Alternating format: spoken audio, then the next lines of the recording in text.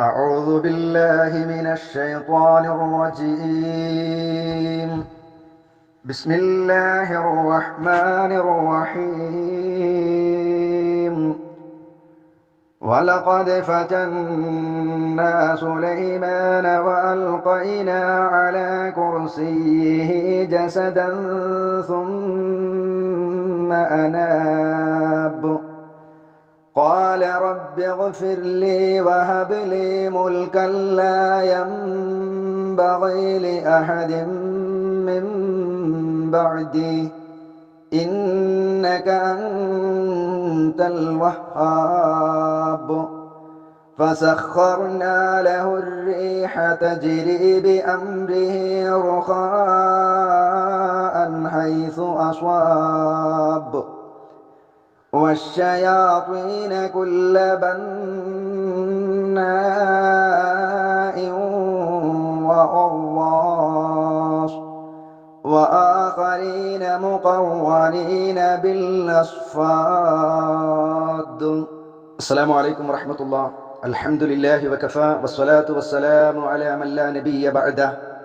أشهد أن لا إله إلا الله وحده لا شريك له وأشهد أن محمدا عبده ورسوله أرسله بالهدى ودين الحق ليظهره على الدين كله ولو كره المشركون. أما بعد الفائزين برضا الله. ഏറ്റവും സ്നേഹബഹുമാനമുള്ള സഹോദരങ്ങളെ, സഹോദരിമാരെ, റഹ്മാനും റഹീമുമായ അള്ളാഹുവിൻ്റെ കൽപ്പന, നിയമനിർദ്ദേശങ്ങൾ, വിധിവിലക്കുകൾ ജീവിതത്തിലുടനീളം കാത്തുസൂക്ഷിക്കണമെന്ന് ഏവരോടും ഓർമ്മപ്പെടുത്തുകയാണ്, വസിയ്യത്ത് നൽകുകയാണ്. അള്ളാഹു അനുഗ്രഹിക്കുമാറാവട്ടെ. 38-ാം അധ്യായമായ സൂറത്തു സ്വാദിലെ 30-ാമത്തെ ആയത്ത് മുതൽ സുലൈമാൻ നബി അലൈഹിസ്സലാം എന്ന പ്രവാചകനെ കുറിച്ചാണ് അള്ളാഹു തആല നമ്മെ ഓർമ്മപ്പെടുത്തിയത്. അദ്ദേഹം ഏറ്റവും നല്ല അടിമയായിരുന്നുവെന്നും അള്ളാഹുവിങ്കലേക്ക് പക്ഷാതപിച്ച് മടങ്ങുന്ന ആളായിരുന്നു എന്ന് ഓർമ്മപ്പെടുത്തിയതിന് ശേഷം അള്ളാഹു സുബ്ഹാനഹു വ തആല മഹാനായ സുലൈമാൻ നബി അലൈഹിസ്സലാമിന് നൽകിയിട്ടുള്ള ചില അനുഗ്രഹങ്ങളെ എടുത്തു ധരിച്ചു. 31-ാമത്തെ ആയത്ത് ഏറ്റവും വേഗതയുള്ളതും നല്ല വില കൂടിയതും അതോടൊപ്പം അസ്വാഫിനാത്ത് കാലുപൊക്കി നിൽക്കുന്നതുമായ കുതിരകളെ അദ്ദേഹം വൈകുന്നേരം പ്രദർശിപ്പിക്കപ്പെട്ട ഒരു കാര്യം അള്ളാഹു പറയുന്നു. ആ കുതിരകളെ അദ്ദേഹത്തിന് വല്ലാത്ത ഇഷ്ടമായിരുന്നുവെന്നും അത് തൻ്റെ മറവിൽ നിന്ന്, കാഴ്ചയിൽ നിന്ന് മറഞ്ഞ സമയം ആ കുതിരകളെ തിരിച്ചു കൊണ്ടുവരുവാൻ അദ്ദേഹം ആവശ്യപ്പെട്ടു എന്നും, അങ്ങനെ തിരിച്ചു വന്നപ്പോൾ അവയുടെ തണ്ടങ്കാലുകളെയും പിരടികളെയും അദ്ദേഹം സ്നേഹത്തോടെ തടവി എന്നെല്ലാം പരിശുദ്ധ ഖുർആൻ നമുക്ക് പഠിപ്പിച്ചു തരുന്നുണ്ട്. ദാവൂദ് നബി അലൈഹിസ്സലാമിനെ പോലെ തന്നെ മഹാനായ സുലൈമാൻ നബി അലൈഹിസ്സലാമും പ്രവാചകനായതോടുകൂടെ ഒരു രാജാവുമായിരുന്നു എന്ന് നമുക്ക് കാണാൻ കഴിയും.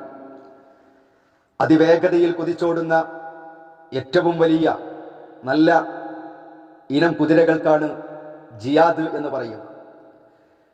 ഒരു കാൽ അല്പമൊന്ന് പൊക്കി 3 കാലിൽ ഊന്നി നിൽക്കുന്ന നല്ല ഇനം കുതിരകളുടെ ലക്ഷണമാണ് അസ്വാഫിനാത്ത് എന്ന പദം അള്ളാഹു വിശേഷിപ്പിക്കാൻ കാരണം.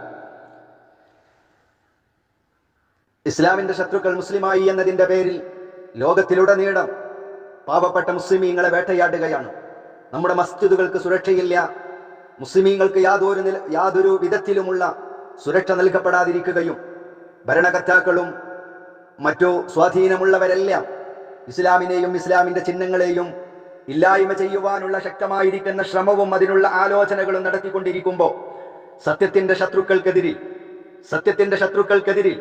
ശക്തമായ പ്രതിരോധ ശക്തി വർദ്ധിപ്പിക്കുകയും സജ്ജീകരിക്കുകയും വേണ്ടതുണ്ട്. അത് സത്യവിശ്വാസികളും ഭരണാധികാരികളും ഏറെ ഗൗരവത്തോടുകൂടെ ഗൗനിക്കണം എന്ന മഹത്തായ ഒരു പാഠം അല്ലാഹു സുബ്ഹാനഹു വ തആല ഈ ആയത്തുകളിലൂടെ, ഈ ചരിത്രങ്ങളിലൂടെ നമ്മെ പഠിപ്പിക്കുന്നുണ്ട്.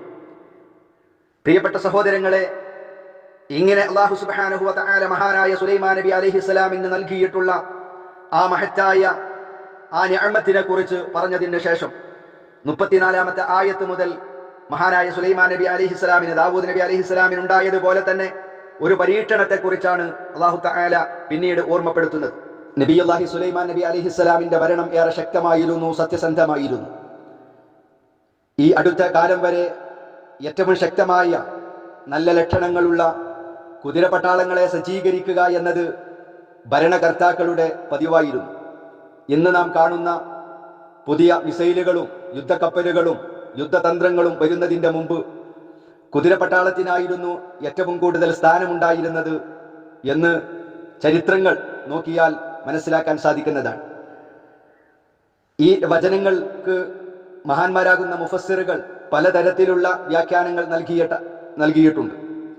അതിലേറ്റവും യോജ്യമായതും ഒരുപാട് മുഫസ്സിറുകൾ നൽകിയിട്ടുമുള്ള ന്യായമായ ഒരു വ്യാഖ്യാനം, പരിശുദ്ധ ഖുർആനിനോട് ഏറ്റവും യോജിപ്പുള്ളതായി കാണാൻ കഴിയുന്നത്, ഒരു ദിവസം മഹാനായ സുലൈമാൻ നബി അലൈഹിസ്സലാം വൈകുന്നേരം തൻ്റെ ആ വിലപിടിപ്പുള്ള കുതിരപ്പട്ടാളത്തിൻ്റെ ഒരു പ്രദർശനം നടത്തുകയുണ്ടായി. വൈകുന്നേരം അതിശക്തമായി അതിശീഘ്രം മുന്നോട്ട് കുതിച്ചു നീങ്ങുന്ന ആ കുതിരകൾ മുന്നോട്ട് നീങ്ങി. ഒരുപാട് ദൂരം ആ കുതിരകൾ മുമ്പോട്ട് പോയി, അല്ലെങ്കിൽ രാത്രി ഇരുട്ടി മൂടി, അല്ലെങ്കിൽ പൊടിപടലങ്ങളുടെ ശക്തമായിരിക്കുന്ന ആ പൊടിപടലങ്ങളുടെ കാരണങ്ങളാൽ മഹാനായ സുലൈമാൻ നബി അലൈഹിസ്സലാമിന്റെ കണ്ണുകളിൽ നിന്ന് തൻ്റെ കുതിരകൾ അതിനെ കാണാതെയായി. ആ കുതിരകളുടെ മേന്മ അദ്ദേഹത്തിന് വല്ലാത്ത സന്തുഷ്ടമാക്കിയിരുന്നു അദ്ദേഹത്തെ. പക്ഷേ കേവലം ഭൗതികമായ സുഖാഡംബരങ്ങളുടെ ആ നിലക്കായിരുന്നില്ല ആ കുതിരകളെ അദ്ദേഹം ഇഷ്ടപ്പെട്ടിരുന്നത്. മറിച്ച് ഇന്നി അഹ്ബബ്തു ഹുബ്ബൽ ഖൈരി അൻ ദിക്രി റബ്ബി എന്ന് അള്ളാഹുവിന്റെ സ്മരണയുടെ കാരണത്താലാണ്, റഹ്മാനായ റബ്ബ് നൽകിയിട്ടുള്ള ഔദാര്യം എന്ന ഒരു സൗഭാഗ്യം എന്ന നിലക്കായിരുന്നു ആ കുതിരകളെ, ആ സമ്പത്തിനെ, ആ കുതിരപ്പട്ടാളത്തെ അദ്ദേഹം സ്നേഹിച്ചിരുന്നത്.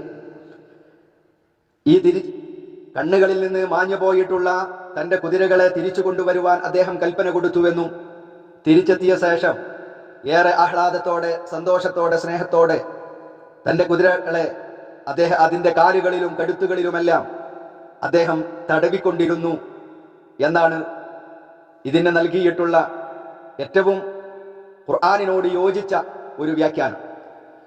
ഇതിൽ നിന്ന് നമുക്ക് കിട്ടുന്ന ഒരു പാഠം, وَلَقَدْ فَتَنَّا سُلَيْمَانَ وَأَلْقَيْنَا عَلَى كُرْسِيِّهِ جَسَدًا ثُمَّ أَنَابَ وَلَقَدْ فَتَنَّا തീർച്ചയായും നാം പരീക്ഷണം നടത്തുകയുണ്ടായി.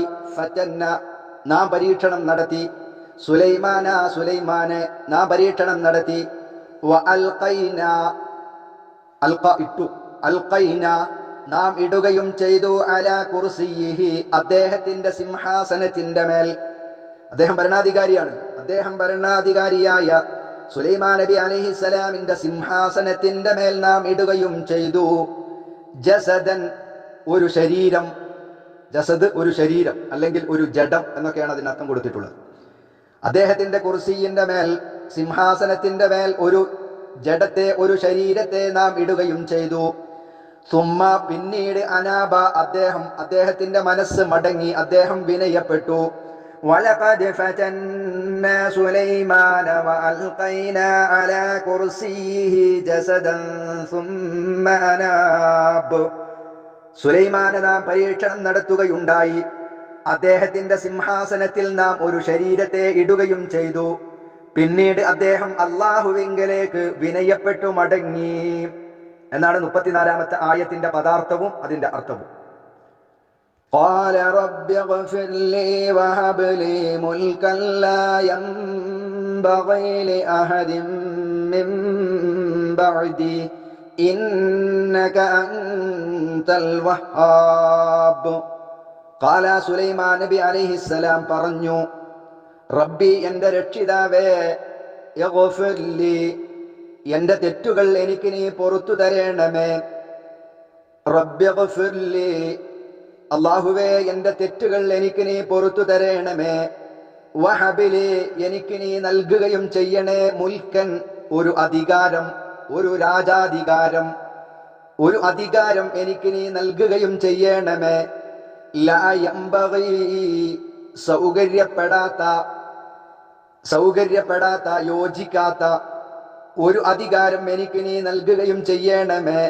ലാ യംബഗി ലി അഹദിൻ, ഒരാൾക്കും തരപ്പെടാത്ത, ഒരാൾക്കും സൗകര്യപ്പെടാത്ത ഒരു അധികാരം എനിക്ക് നീ നൽകണേ. മിൻ ബഅദി, എന്റെ ശേഷം ഒരാൾക്കും തരപ്പെടാത്ത, സൗകര്യപ്പെടാത്ത ഒരു രാജാധികാരം, ഒരു അധികാരം എനിക്ക് നീ നൽകണമേ. ഇന്നക അൻത, ഇന്നക തീർച്ചയായും നീ, അൻത നീ തന്നെയാണ്, അൽ വഹാബ് ഏറ്റവും മഹാദാനശീലമുള്ളവൻ, ധാരാളമായി കൊടുക്കാൻ കഴിയുന്നവൻ, പ്രദാനം ചെയ്യുന്നവൻ നീ തന്നെയാണ് എന്ന് മഹാനായ സുലൈമാൻ നബി അലൈഹിസ്സലാം അള്ളാഹുവിനോട് പറഞ്ഞു. ഖാല റബ്ബി ഗ്ഫിർ ലീ വഹബ് ലീ മുൽകൻ ലാ യംബഗി ലി അഹദിൻ മിൻ ബഅദി ഇന്നക അൻതൽ വഹാബ്. സുലൈമാൻ നബി അലൈഹിസ്സലാം പറഞ്ഞു, അല്ലാഹുവേ എനിക്ക് നീ പുറത്തു തരണമേ, എന്റെ ശേഷം ഒരാൾക്കും സൗകര്യപ്പെടാത്ത ഒരു രാജാധികാരം, രാജത്വം എനിക്ക് നീ പ്രദാനം ചെയ്യുകയും ചെയ്യണേ. അല്ലാഹുവേ തീർച്ചയായും നീയാണ് ഏറ്റവും വളരെ പ്രദാനം ചെയ്യുന്നവൻ, ദാനശീലനാണ് നീ, അതുകൊണ്ട് എനിക്ക് നീ അത് നൽകണേ എന്ന് മഹാനായ സുലൈമാൻ നബി അലൈഹിസ്സലാം അള്ളാഹുവിനോട് പ്രാർത്ഥിച്ചു. 34-ാമത്തെ ആയത്തിൽ അല്ലാഹു തആല പറഞ്ഞത്, സുലൈമാൻ നബി അലൈഹിസ്സലാമിനെ നാം പരീക്ഷിച്ചു. എന്തായിരുന്നു പരീക്ഷണം? അദ്ദേഹത്തിന്റെ പീഠത്തിന്റെ മേൽ, സിംഹാസനത്തിൽ നാം ഒരു ശരീരത്തെ ഇടുകയും ചെയ്തു. പിന്നീട് അദ്ദേഹം അള്ളാഹുവിങ്കലേക്ക് വിനയപ്പെട്ടു എന്നാണ്. ഇവിടെ സുലൈമാൻ നബി അലൈഹിസ്സലാമിന്റെ സിംഹാസനത്തിൽ ഒരു ജഡത്തെ, ഒരു ശരീരത്തെ ഇട്ടു എന്ന് മാത്രമാണ് അല്ലാഹു സുബ്ഹാനഹു വ തആല പറഞ്ഞിട്ടുള്ളത്. സുലൈമാൻ നബി അലൈഹിസ്സലാം ഒരു പരീക്ഷണത്തിന് വിധേയമായിട്ടുണ്ട് എന്നത് ഖുർആൻ വ്യക്തമായി പറഞ്ഞതാണ്. ആ പരീക്ഷണത്തെ തുടർന്ന് സുലൈമാൻ നബി അലൈഹിസ്സലാം പാപമോചനത്തിന് വേണ്ടി അള്ളാഹുവിനോട് പ്രാർത്ഥിച്ചു എന്നും പരിശുദ്ധ ഖുർആൻ പറഞ്ഞിട്ടുണ്ട്. പക്ഷേ അദ്ദേഹത്തിന് നൽകിയ ആ പരീക്ഷണം എന്തായിരുന്നു, അതിന്റെ സ്വഭാവം, ഏതൊക്കെ രീതിയിലാണ് അദ്ദേഹത്തിന്റെ സിംഹാസനത്തിന്റെ പീഠത്തിന്റെ മേൽ ഇട്ട ആ ശരീരം, ഏത് രീതിയിലുള്ളതായിരുന്നു ആ ജഡം എന്നൊന്നും അല്ലാഹു സുബ്ഹാനഹു വ തആല വ്യക്തമായി നമുക്ക് പഠിപ്പിച്ചു തന്നിട്ടില്ല. ദാവൂദ് നബി അലൈഹിസ്സലാമിനെ കുറിച്ച് പ്രചരിപ്പിക്കപ്പെട്ട ധാരാളം ഇസ്രായേലി കഥകളുണ്ട്, ഗുരുതരമായ കെട്ടുകഥകൾ. ഇതിനു മുമ്പ് ക്ലാസ്സിൽ സൂചിപ്പിച്ചിട്ടുണ്ട്. ആ ദാവൂദ് നബി അലൈഹിസ്സലാമിനെ കുറിച്ച് പ്രചരിപ്പിച്ച കെട്ടുകഥകളെ പോലെ തന്നെ ധാരാളം ഗുരുതരമായ, ഒരു പ്രവാചകന്റെ പേരിൽ പറയാൻ പറ്റാത്ത രീതിയിലുള്ള കെട്ടുകഥകൾ മഹാനായ സുലൈമാൻ നബി അലൈഹിസ്സലാമിനെ കുറിച്ചും ഈ ആയത്തുമായി ബന്ധപ്പെട്ടുകൊണ്ട് പ്രചരിപ്പിക്കപ്പെട്ടിട്ടുണ്ട്. പക്ഷെ അത്തരം കഥകളൊന്നും വിശ്വാസയോഗ്യമല്ല. ഉറപ്പിച്ചു പറയാൻ, എന്താണ് അവിടെ ഇട്ടത് അദ്ദേഹത്തിന്റെ സിംഹാസനത്തിന്റെ മേൽ എന്ന് ഉറപ്പിച്ചു പറയാനുള്ള ഒരു തെളിവുകളും പ്രമാണവും നമുക്കില്ല. അതുകൊണ്ട് അതിന്റെ പിന്നാലെ നാം പോകേണ്ടതുമില്ല, അതൊന്നും വിശ്വസിക്കേണ്ടതുമില്ല. മഹാനായ ഇബ്നു കസീർ റഹിമഹുമുള്ള ഈ ആയത്തിന്റെ വിശദീകരണത്തിൽ പറയുന്നത്, ലൻ യുബയ്യിനില്ലാഹു തആല ഹഖീഖ ഹാദൽ ജസദ് അല്ലദി അൽഖാഹു അലാ കുർസി, അദ്ദേഹത്തിന്റെ ആ കുർസി, സിംഹാസനത്തിന്റെ മേൽ ഇട്ട ആ ജസദ് എന്താണ് എന്ന്, അതിന്റെ ഹഖീഖത്ത്, അതിന്റെ യഥാർത്ഥം എന്താണ് എന്ന് അല്ലാഹു സുബ്ഹാനഹു വ തആല നമുക്ക് പഠിപ്പിച്ചു തന്നിട്ടില്ല. അതുകൊണ്ട് നാം വിശ്വസിക്കണം, എന്ത്, അദ്ദേഹത്തിന്റെ സിംഹാസനത്തിന്റെ മേൽ എന്തോ ഒരു ജസദ് ഇട്ടിട്ടുണ്ട്. പക്ഷേ വലാ നഅരിഫു മാ ഹുവ, എന്താണത് എന്ന് നമുക്ക് അറിയില്ല, എന്താണത് എന്ന് നമുക്ക് അറിയില്ല. എന്നാൽ അതുമായി ബന്ധപ്പെട്ടുകൊണ്ട് ധാരാളം ഇസ്രായേലി കഥകൾ പ്രചരിപ്പിക്കുന്നുണ്ട്. ലാ നഅരിഫു സിദ്ഖഹു, അത് സത്യമാണോ കളവാണോ എന്ന് നമുക്ക് പ്രമാണങ്ങൾ വെച്ചുകൊണ്ട് ഖുർആനിൽ നിന്നോ അള്ളാഹുവിന്റെ റസൂലിന്റെ വാക്കുകളിൽ നിന്നോ നമുക്ക് മനസ്സിലായിട്ടില്ല. അതുകൊണ്ട് ഇങ്ങനെ ഒന്ന് ഉണ്ടായിട്ടുണ്ട്, പക്ഷെ അതെങ്ങനെ, എന്താണ് എന്ന് നാം മനസ്സിലാക്കേണ്ടതില്ല, അത് ഉറപ്പിക്കേണ്ടതില്ല എന്നാണ് മഹാനായ ഇബ്നു കസീർ റഹിമഹുമുള്ള നമുക്ക് പഠിപ്പിച്ചു തരുന്നത്. അതുകൊണ്ട് മഹാനായ ദാവൂദ് നബി അലൈഹിസ്സലാമിന്റെയും സുലൈമാൻ നബി അലൈഹിസ്സലാമിനെ കുറിച്ചൊക്കെ പ്രചരിപ്പിക്കപ്പെടുന്ന ചില കിതാബുകളിലും പുസ്തകങ്ങളിലുമൊക്കെ രേഖപ്പെടുത്തപ്പെട്ട ഇത്തരം കഥകൾക്ക് പിന്നാലെ നാം പോകേണ്ടതില്ല. എന്നാൽ അവിടെ ഒരു പരീക്ഷണം ഉണ്ടായിട്ടുണ്ട് എന്നത് അള്ളാഹു പറഞ്ഞതുകൊണ്ട് അത് നാം ഉറച്ചു വിശ്വസിക്കുകയും ചെയ്യുക എന്നതാണ് ഈ വിഷയത്തിൽ നാം മനസ്സിലാക്കേണ്ട ഒരു കാര്യം. മഹാനായ സുലൈമാൻ നബി അലൈഹിസ്സലാം അള്ളാഹുവിനോട് പ്രാർത്ഥിച്ചപ്പോ അള്ളാഹു സുബ്ഹാനഹു വ തആല അതിന് നൽകിയ ഉത്തരമാണ് ശേഷമുള്ള ആയത്തിൽ അള്ളാഹു സുബ്ഹാനഹു വ തആല പറയുന്നത്. ഫസഖർനാ ലഹുർ റീഹ തജ്രി ബിഅംരിഹി റുഖാഅൻ ഹൈസു അസ്വാബ്. സുലൈമാൻ നബി അലൈഹിസ്സലാം അള്ളാഹുവിനോട് പ്രാർത്ഥിക്കുകയാണ്, അള്ളാഹുവേ എന്റെ ശേഷം ഒരാൾക്കും യോജിക്കാത്ത സൗകര്യപ്പെടാത്ത ഒരു രാജത്വം എനിക്ക് നീ പ്രദാനം ചെയ്യണേ എന്ന് ദുആ ചെയ്തപ്പോ ഫസഖർനാ, അപ്പോൾ നാം കീഴ്പ്പെടുത്തി കൊടുത്തു, ലഹു, അദ്ദേഹത്തിന്, മറ്റൊരാൾക്കും കൊടുക്കാത്ത ഒന്നാണ്. ഫസഖർനാ, നാം കീഴ്പ്പെടുത്തി കൊടുത്തു, ലഹു, സുലൈമാൻ നബിക്ക്, അർരീഹ, കാറ്റിനെ. എങ്ങനത്തെ കാറ്റാണ്? തജ്രി, സഞ്ചരിക്കുന്ന, ബി അംരിഹി, അദ്ദേഹത്തിന്റെ കൽപ്പന പ്രകാരം, റുഖാഅൻ ഹൈസു അസ്വാബ്, റുഖാഅൻ, സൗമ്യമായി, അദ്ദേഹത്തിന്റെ കൽപ്പന പ്രകാരം ആ കാറ്റ് സഞ്ചരിക്കും. ഹൈസു അസ്വാബ്, അദ്ദേഹം ലക്ഷ്യം വെച്ചിടത്തേക്ക്, അദ്ദേഹം എവിടത്തേക്കാണോ ലക്ഷ്യം വെച്ചത് ആ ലക്ഷ്യം വെച്ചിടത്തേക്ക് വളരെ സൗമ്യമായി അദ്ദേഹത്തിന്റെ കൽപ്പന പ്രകാരം സഞ്ചരിക്കുന്ന രീതിയിൽ കാറ്റിനെ നാം അദ്ദേഹത്തിന് കീഴ്പ്പെടുത്തി കൊടുത്തു. അദ്ദേഹത്തിന്റെ പ്രാർത്ഥനയ്ക്ക് ഉത്തരമായി അല്ലാഹു സുബ്ഹാനഹു വ തആല നൽകിയതാണത്. ഫസഖർനാ ലഹു റീഹ തജ്രി ബിഅംരിഹി റുഖാഅൻ ഹൈസു അസ്വാബ്. അദ്ദേഹം പ്രാർത്ഥിച്ചപ്പോൾ സുലൈമാനെ നാം കാറ്റിനെ കീഴ്പ്പെടുത്തി കൊടുത്തു. ആ കാറ്റ് സുലൈമാൻ നബി അലൈഹിസ്സലാമിന്റെ കൽപ്പന പ്രകാരം അദ്ദേഹം ലക്ഷ്യം വെച്ചത് എവിടേക്കാണോ അവിടേക്ക് ഏറ്റവും സൗമ്യമായി, മാർദ്ദവമായ നിലയിൽ വളരെ നിഷ്പ്രയാസം സഞ്ചരിക്കുമായിരുന്നു എന്നാണ് അല്ലാഹു തആല പറയുന്നത്. അപ്പൊ സുലൈമാൻ നബി അലൈഹിസ്സലാമിന് അല്ലാഹു തആല കാറ്റിനെ അദ്ദേഹം പറയുന്ന രീതിയിൽ വളരെ നിഷ്പ്രയാസം അദ്ദേഹം ഉദ്ദേശിക്കുന്ന ലക്ഷ്യസ്ഥാനത്തിലേക്ക് ആ കാറ്റിനെ പറഞ്ഞയക്കാനല്ല, ആ കാറ്റിനെ അല്ലാഹു തആല സുലൈമാൻ നബി അലൈഹിസ്സലാമിന് കീഴ്പ്പെടുത്തി കൊടുത്തു. ഒന്ന്, അദ്ദേഹത്തിന്റെ പ്രാർത്ഥനയ്ക്ക് അല്ലാഹു തആല ഈ രീതിയിൽ ഉത്തരം നൽകി. രണ്ടാമത്തേത്, വശയാതീന കുല്ല ബന്നാഇൻ വഗവ്വാസ്. വശയാതീന, കാറ്റിനെ കീഴ്പ്പെടുത്തി കൊടുത്തു. പിന്നെ വശയാതീന, പിശാചുക്കളെയും കീഴ്പ്പെടുത്തി കൊടുത്തു. കുല്ല ബന്നാഇൻ, കെട്ടിട നിർമ്മാണക്കാരായവരെയെല്ലാം. കുല്ല ബന്നാഇൻ, കെട്ടിട നിർമ്മാണക്കാരും, വഗവ്വാസ്, മുങ്ങൽക്കാരും കെട്ടിട നിർമ്മാണക്കാരുമായ പിശാചുക്കളെയും അല്ലാഹു തആല സുലൈമാൻ നബി അലൈഹിസ്സലാമിന് കീഴ്പ്പെടുത്തി കൊടുത്തു. വശയാതീന കുല്ല ബന്നാഇൻ വഗവ്വാസ്, എല്ലാ കെട്ടിട നിർമ്മാണക്കാരും സമുദ്രത്തിൽ മുങ്ങൽക്കാരുമായ പിശാചുക്കളെയും അല്ലാഹു തആല മഹാനായ സുലൈമാൻ നബി അലൈഹിസ്സലാമിന് കീഴ്പ്പെടുത്തി കൊടുത്തു. അപ്പൊ അല്ലാഹു സുബ്ഹാനഹു വ തആലയോട് മഹാനായ സുലൈമാൻ നബി അലൈഹിസ്സലാം പ്രാർത്ഥിച്ച പ്രാർത്ഥന മറ്റൊരാൾക്കും ഇല്ലാത്തത് നൽകണമെന്ന്. അപ്പോൾ അല്ലാഹു തആല ആ രീതിയിൽ തന്നെ കൊടുത്തു. ഒന്ന്, കാറ്റിനെ കീഴ്പ്പെടുത്തി കൊടുത്തു. രണ്ടാമത്തേത്, കെട്ടിട നിർമ്മാണക്കാരും അദ്ദേഹത്തിന് കെട്ടിടങ്ങൾ ഉണ്ടാക്കുവാനും അതേ പ്രകാരം സമുദ്രത്തിൽ മുങ്ങാനുമൊക്കെ പിശാചുക്കളെ അദ്ദേഹം പറയുന്നതിനനുസരിച്ച് അതുകൊണ്ട് ചെയ്യാൻ, അവരെ കൊണ്ട് പണിയെടുപ്പിക്കാനുള്ള ആ പിശാചുക്കളെയും അല്ലാഹു സുബ്ഹാനഹു വ തആല കീഴ്പ്പെടുത്തി കൊടുത്തു.